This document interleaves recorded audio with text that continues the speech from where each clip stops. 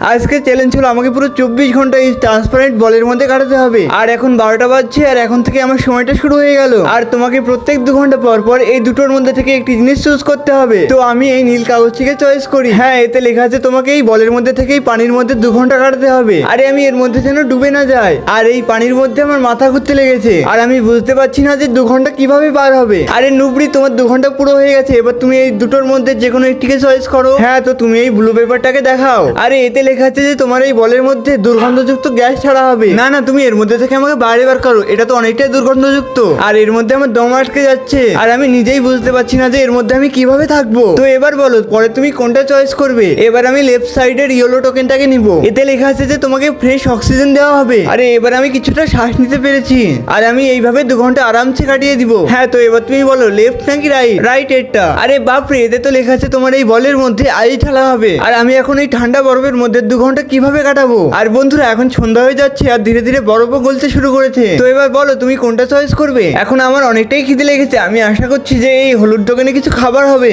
আরে এতে খাবার তো নেই, এতে ধোয়া আছে, তুমি এই ধোয়াই খেয়ে নাও। আরে বাপরে, আমি খিদেতে মরবো কিনা জানি না, কিন্তু এই ধোয়াতে অবশ্যই মরে যাবো। তো এই নাও, এটাকে আমি খুলে দিয়েছি, তুমি নিঃশ্বাস নিয়ে নাও। তুমি এবার বলো কোনটা নিবে। হ্যাঁ, তো এই লেফটের মধ্যে থার্মোকল আছে, তুমি এই থার্মোকল নিয়ে এবার মজা করো। আমার মনে হচ্ছে যে আমাকে সারা রাত এই থার্মোকলের মধ্যে থাকতে হবে। আর বন্ধুরা আমি এই থার্মোকলের মধ্যে যেমন তেমন করে 2 ঘন্টা কাটিয়েই ফেলেছি। আবার টাইম হয়ে গেছে, তুমি এবার বলো যে কোনটা চয়েস করবে। আরে বাপরে, এতে তো লেখা আছে আমাকে 2 ঘন্টা ধরে এই বলের ভিতরে চলতে হবে। ড্যান্সের ভিডিওতে তো অনেকেই লাইক করে, আজকে দেখবো কে কে নিজের মাকে ভালোবেসে ভিডিওটিকে লাইক করে চ্যানেলটি সাবস্ক্রাইব করে। আর তোমরা কমেন্টে আই লাভ ইউ মা অবশ্যই লিখে যাও। আর তোমরা ফেস্টিভ্যালের জন্য কমেন্ট করো।